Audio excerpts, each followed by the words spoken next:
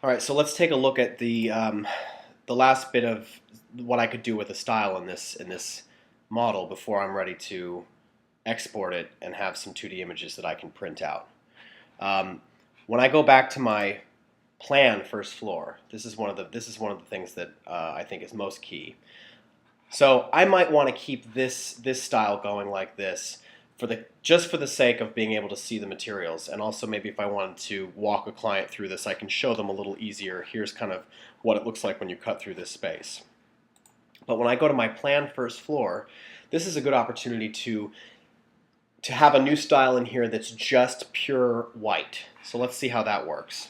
Let's go to Window, Styles, and I'm going to go to my Select. And one of my favorite styles for this is in my default styles, and that is this one here, which is the hidden line.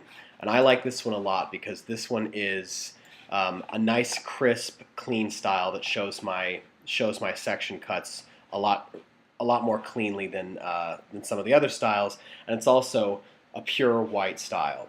So what I'm going to do is I'm going to, now that I've selected my hidden line style, I'm going to update my first floor plan scene by right-clicking on it and clicking on Update.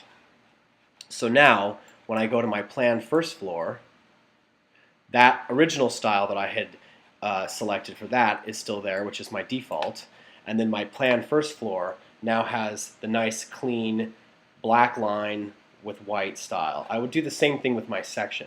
So I'm going to go to my section here, and I'm going to go into my home because I already have that brought into my styles that I'm using. And I'm going to click on my hidden line, and I'm going to update this so that the white background is now the style that I have for this. So I'm going to go ahead and close that down. So now I'm just going to take stock one last time of all my different scenes. So I've got my perspective, which is my generic working scene. And this is my scene that has pretty much everything unhidden, and I have the section planes turned off. They're still there, but I can't see them in this style. In my 4-section style, it's the same exact style with one addition, and that is that I can see the section planes, and that's good because I want to be able to adjust them or use them, move them if I need to. And this is also where I would create new sections. I have my exterior one. This is a good opportunity to look at some of the other little tools that I might use, like shadows.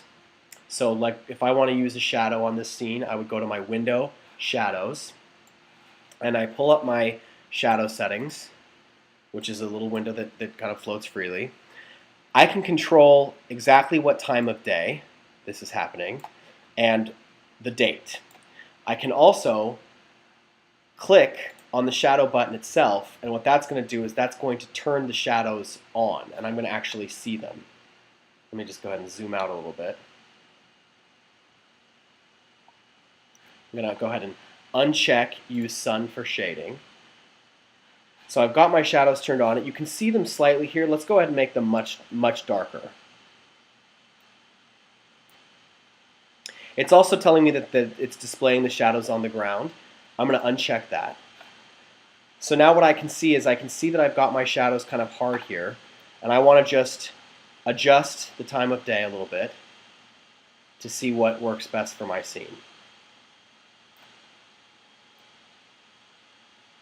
This is really a feature that I recommend primarily using outdoors when you're doing an exterior scene. So I would not recommend doing this on the inside, because what you'll see when you're working on a model where you've got the shadows going on the inside is it pretty much makes everything dark. So when I get the shadows roughly where I want them to be, that's looking kind of like I want it. And I'm going to adjust my view a little bit here. So I'm looking down on my exterior again. Now I can right click and I can update that. So this one's going to have the shadows on it, the other one's not.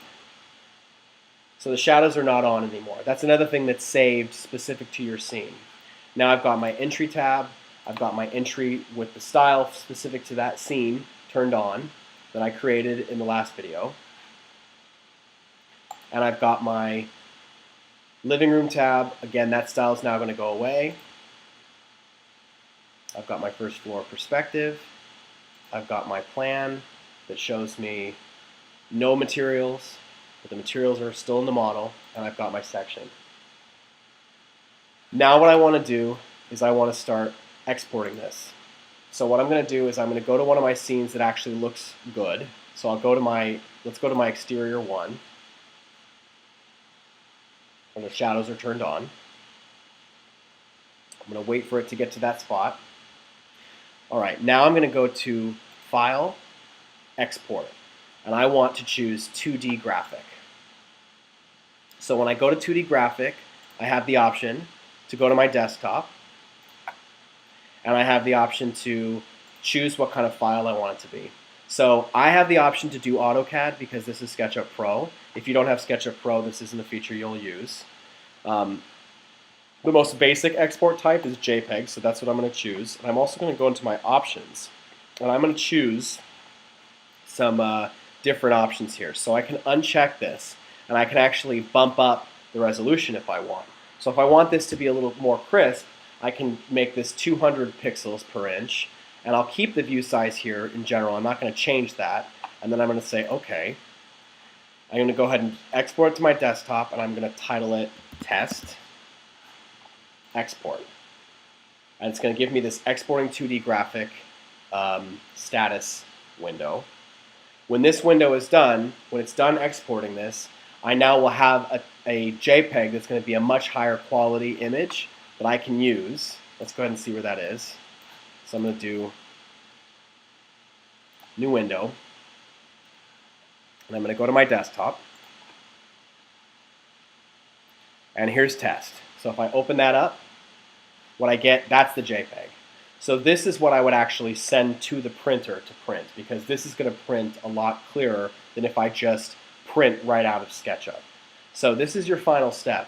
Once you get your model where you want it to be, and once you've got all the styles imported as you'd like them and changed, and have all your materials set up, this is how you start exporting your 2D graphic.